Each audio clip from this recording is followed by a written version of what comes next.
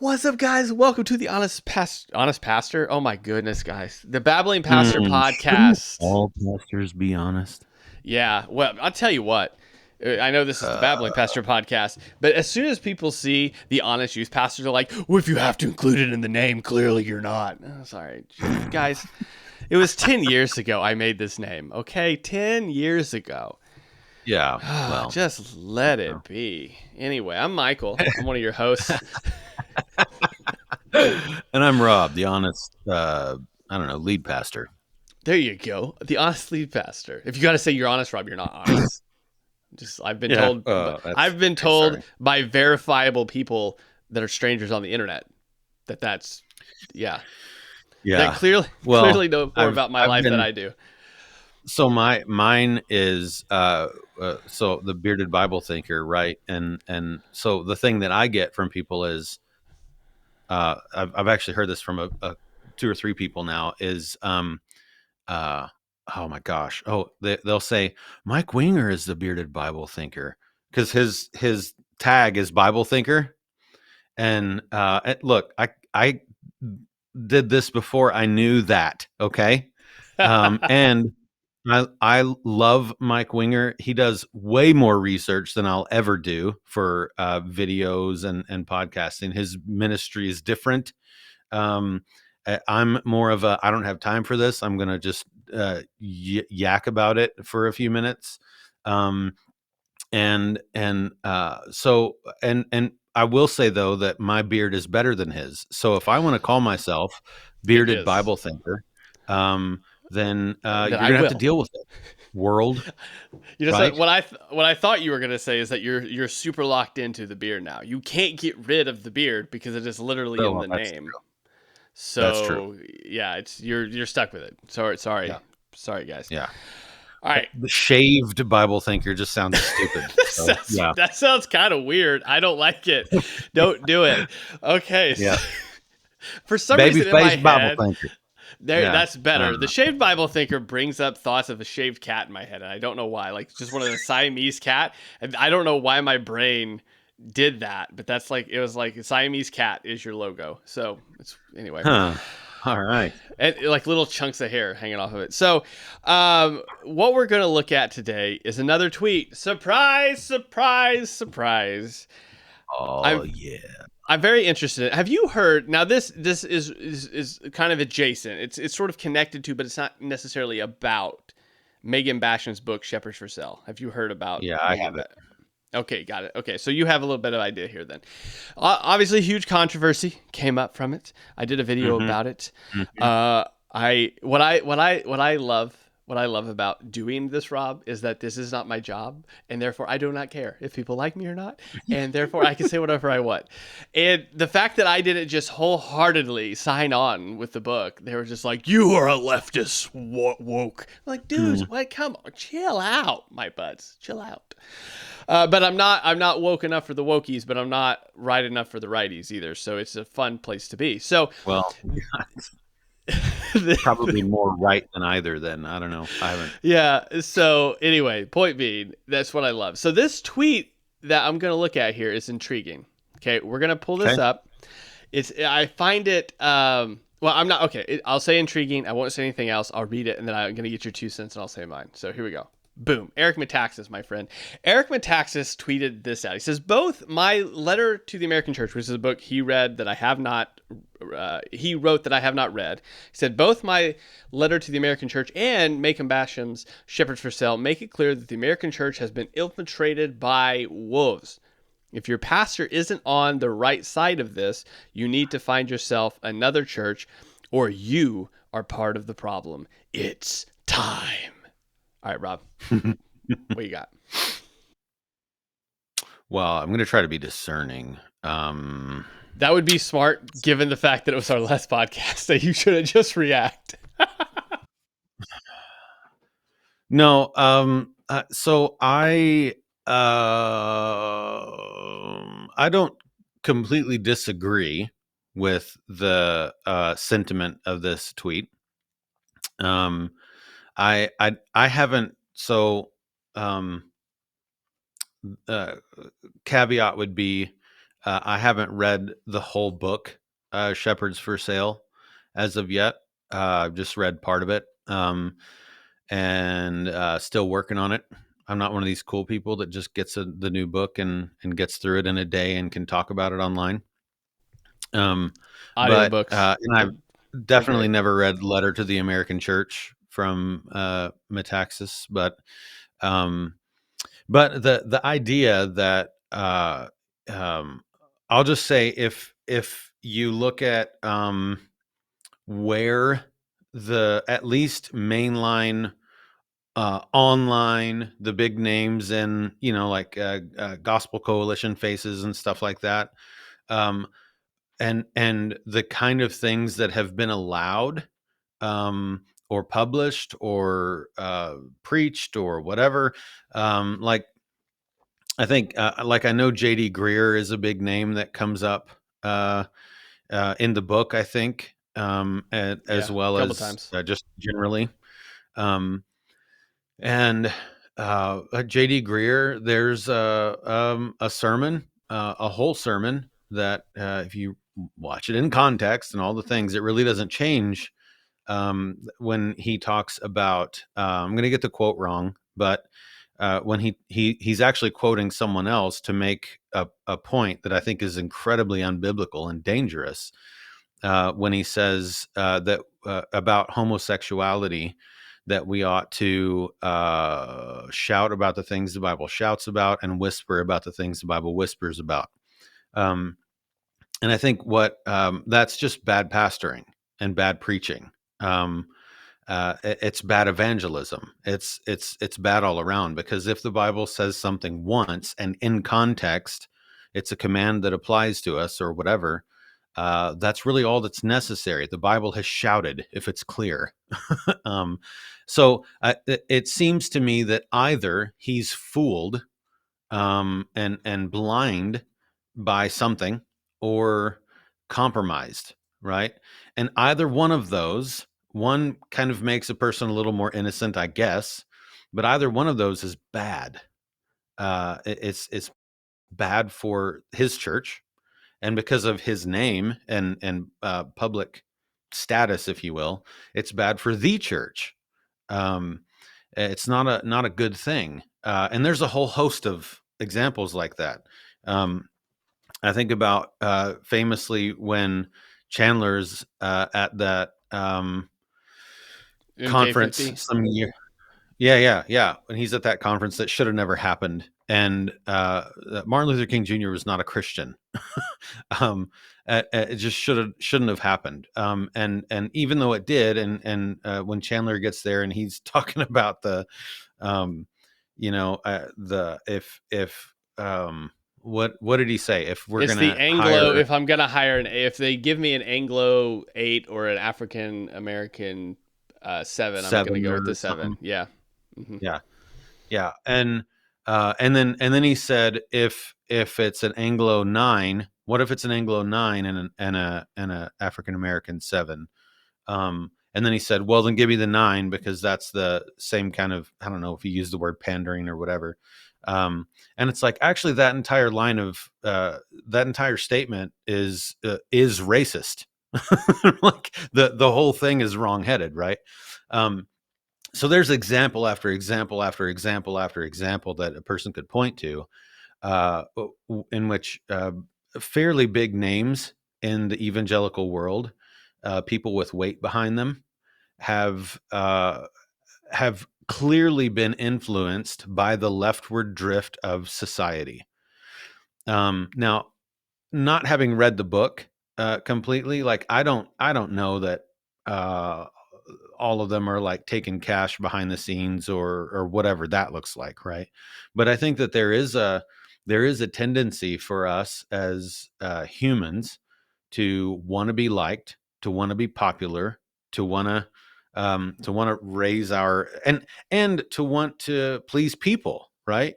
Um, and and some of this could come from misunderstanding scripture and truly loving people, right?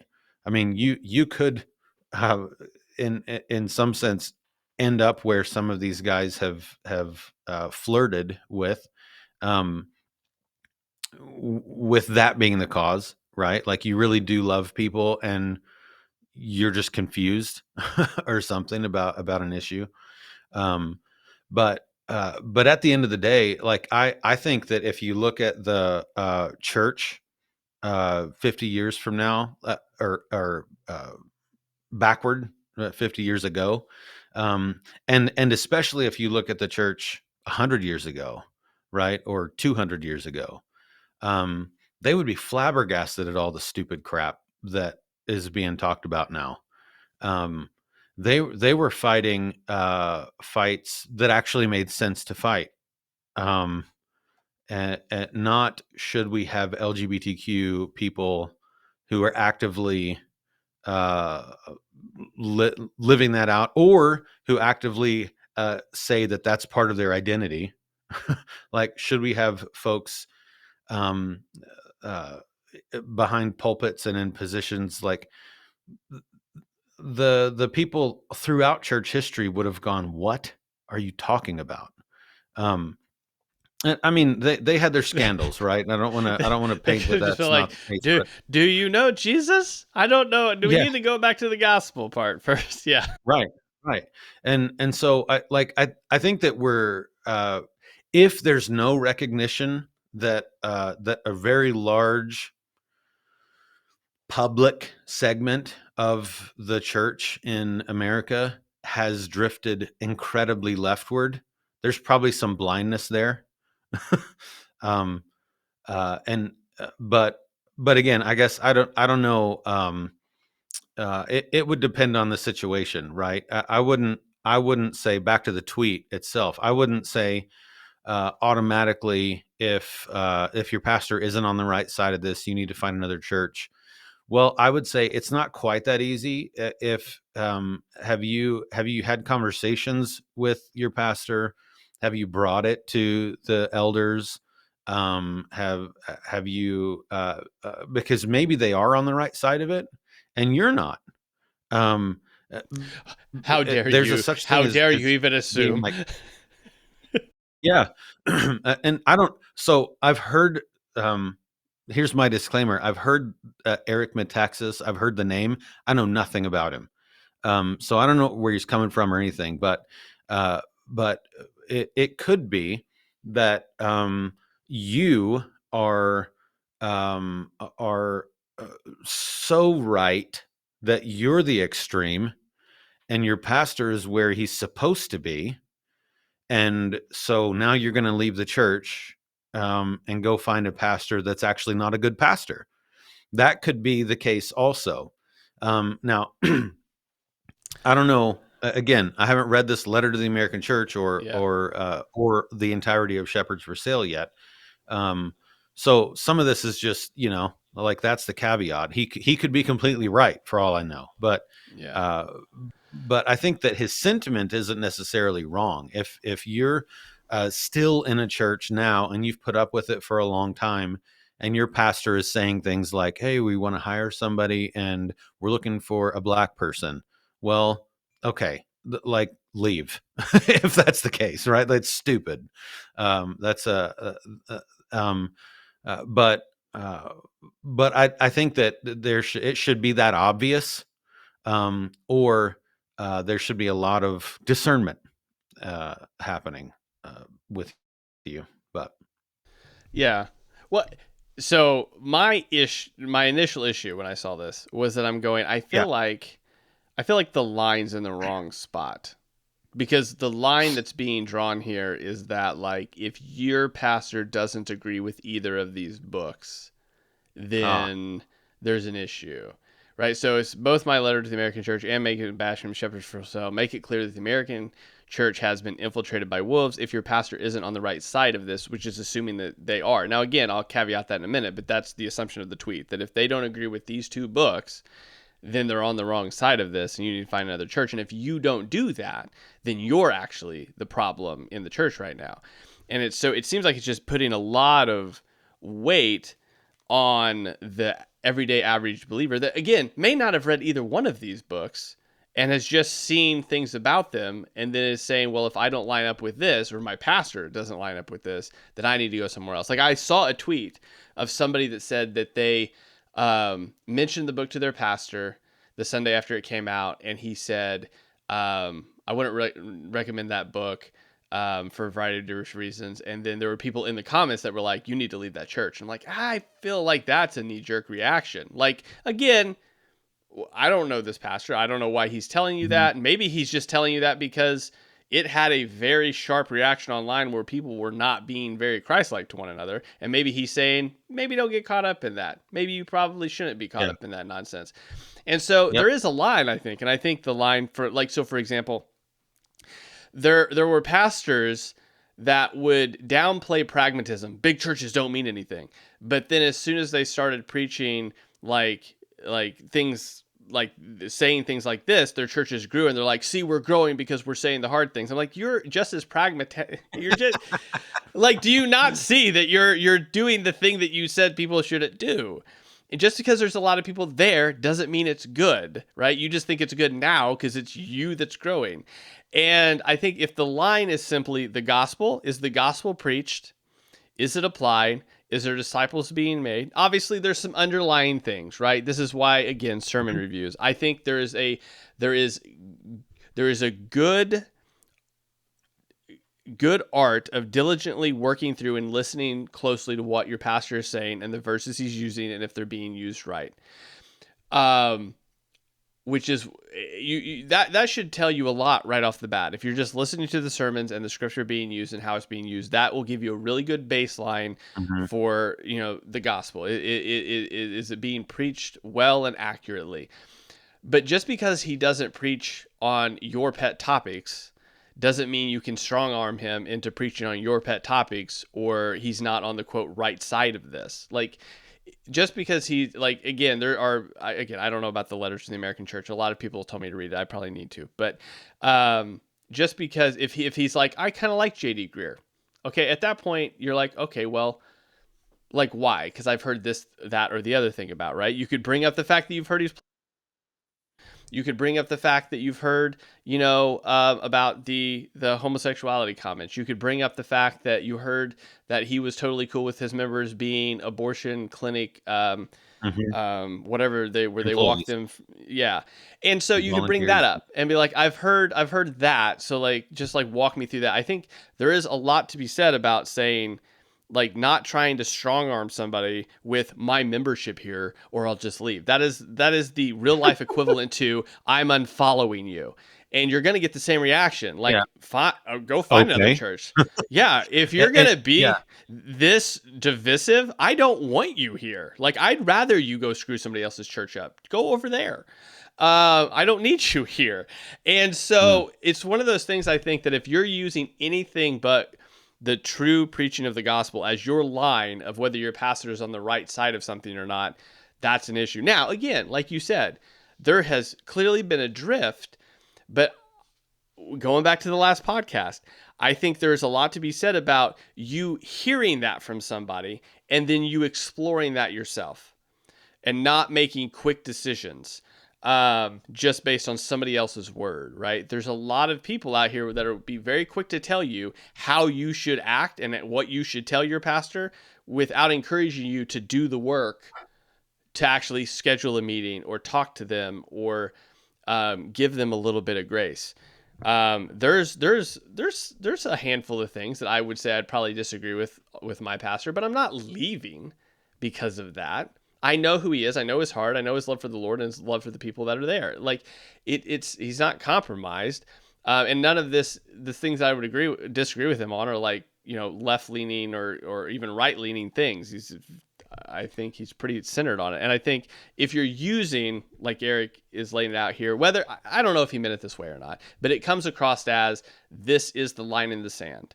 These two books, if your pastor doesn't agree with them, they're on the wrong side. And then conversely, if you don't pick me or your pastor, if you pick your pastor, you're on the wrong side now. And you're the reason. It's just, it feels like just heaping burdens on people unnecessarily is what it feels like.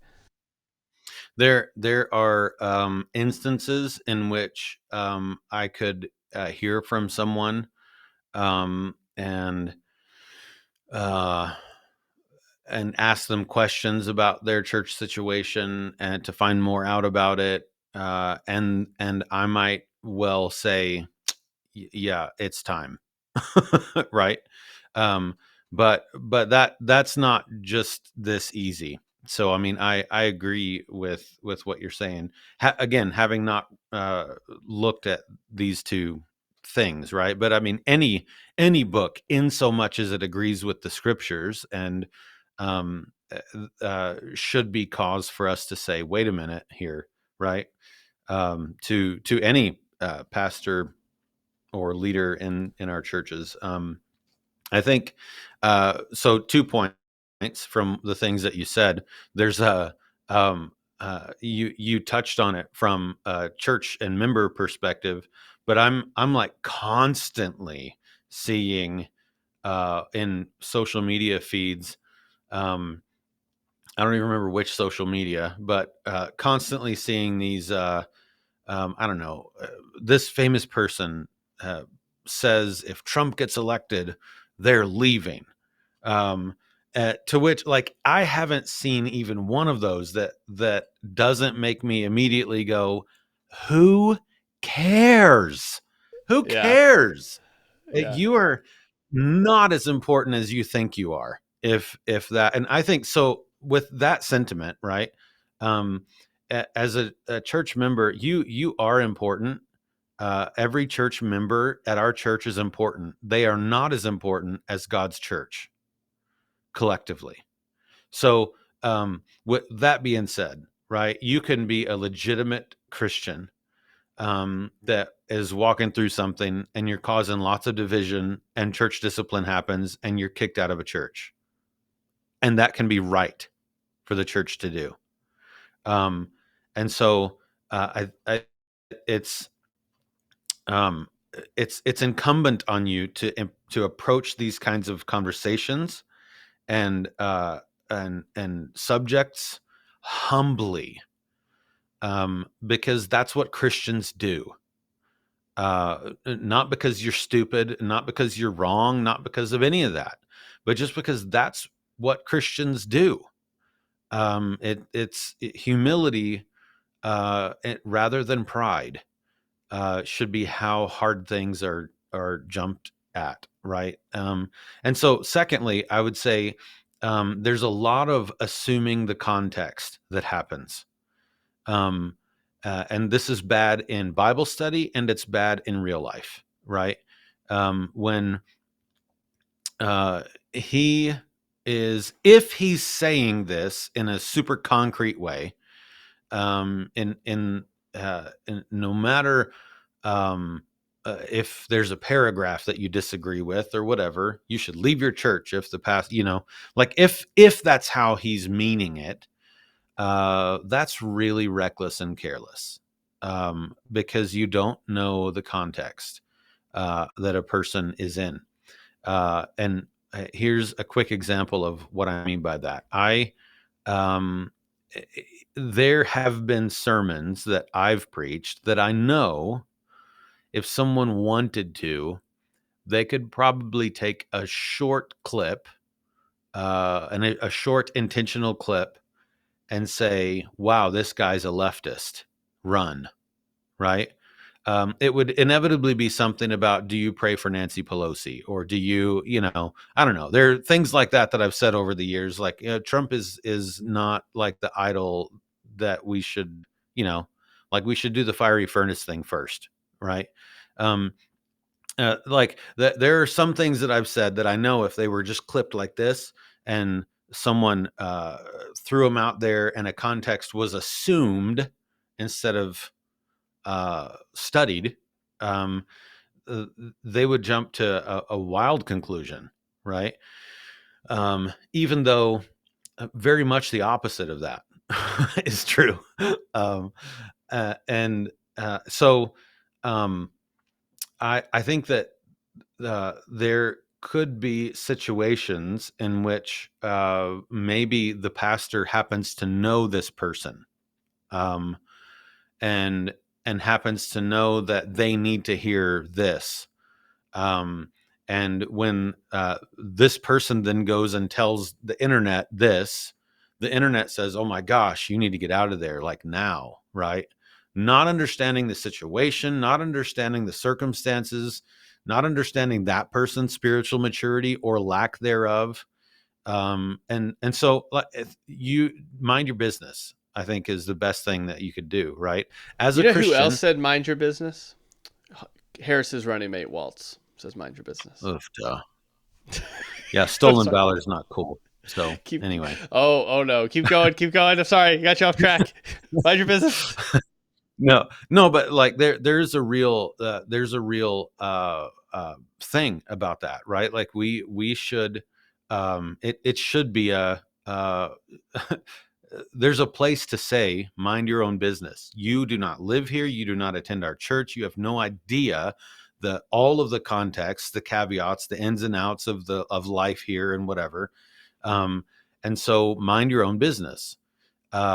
However, there are plenty of instances in which I think that the right thing to say is to maybe have a conversation about discernment. These are I don't know, 3 or 4 points in our culture that are really, really bad right now, that are not biblical. Here's why they're not biblical. So look for this in your church. See if this is showing up. And if it is, have conversations, bring it up, try to make it straight or understand it more so that you understand that's not what's actually going. Like that's a huge conversation that needs to happen. And I don't think it's as simple as if your church doesn't agree with. I think that a person would be more correct to say something shorter, like if your church is preaching critical race theory, leave. Like, or if your church is hiring someone who calls themselves a gay Christian, leave. Like, I think, but even that, you shouldn't leave with like no questions asked, right? You should talk. And it's just it's a quicker conversation. It's still a conversation. It's probably just gonna be a lot quicker. Yeah, it's fun. Well, and to be honest, 90% of the people that leave and go somewhere else never have a conversation with you anyway. That it's just, like the carpet's not really the right color and we're out, and they don't say anything. Yeah, that's great. And we'll end on this because I know we've got to end here soon. But I think that's the great last thing. There's a difference between having a actual conversation and stating a fact while cloaking it in the language of conversation. There have been a lot of pastors that I talk to that people come and have a conversation with them, but their mind has already been made up far before they step in the room. They already know they're leaving, and this is sort of their last couple shots across the bow before they go, rather than actually coming and asking for clarification. Instead of saying, why did you say this? They're already got one foot out the door. They just want to pound like this last two couple words in before they leave, other than actually coming in and saying, what, like you said this, what did you mean by that? Because I'm a little concerned about like this phrasing. It's more like, you said this and we're leaving. You got anything to say for yourself? And so there's two ways to approach this. I've known enough pastors. I've luckily never been in the situation where I've had to deal with it myself, but I've known enough pastors that have had those conversations that you kind of know just by the tone they say. When people walk in the office, I know where this is going. Like, it's either I can actually have, like, they're actually here to hear me out, or they're just like, they're here to say their last couple things and they're gone anyway. They've already got another church. They're just here to put a couple last words in. And I think as somebody that's approaching those conversations, it's good for us to have that in mind. So. Yeah, there are couples that come into the pastor's office that really want help with their marriage. And there are couples that come into the pastor's office that have made up their minds. The paperwork is drawn and they just want permission. And even if they don't get it, they're going to leave mad and get a divorce anyway. And they're not really there. So that kind of attitude and stuff that spreads into all sorts of areas of church life, unfortunately. But I would just say to people, if if you're discerning, if your research is coming from, one of the major news organizations or something like that, or just some random Joe Schmo from the internet or whatever, and you come to conclusions based on that, and it doesn't have anything to do with Bible study, or so let's use critical race theory to make the example. If you've not ever read from both sides, or listened to interviews from Robin DiAngelo and Vodi Bakum, like the two sides of the coin, you have to see both sides of the coin clearly to be able to tell if something is interfering with the gospel or not. And if you haven't done that kind of research, shut up, because you're not helping you're not helping the church, and in fact, you're harming your witness by just getting online and repeating crap that sounds good to you, right? And if you're saying something, and this is something that all of us fail at, okay, at some level, every one of us fails at this, me included. I'll be the first to admit it. But if you make a truth claim or a statement about something or someone, and a person could ask you 2 or 3 questions deep, and you have actually not even thought about it or looked into it, and you have no answers past the statement you made, you're wrong for making the statement. You should have thought through it and been able to say that from an intellectual, I've thought about this, I've researched it standpoint. So if someone can say, what do you mean by that? And you have nothing to say, or if someone can say, what do you mean by that word? Or, and then you explain it and they say, well, how did you come to that conclusion? And, like if they can Greg Kokel you for just a second or two and leave you speechless, the internet, you shouldn't say it. Yeah. No, that's great.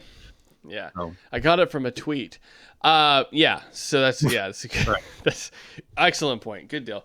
All right, so hopefully that's helpful. I saw that, like I said, I saw that tweet, and I thought, and again, to be fair, based on previous podcasts and what we've talked about here, maybe that isn't a cold, hard, fast statement that Eric is making there.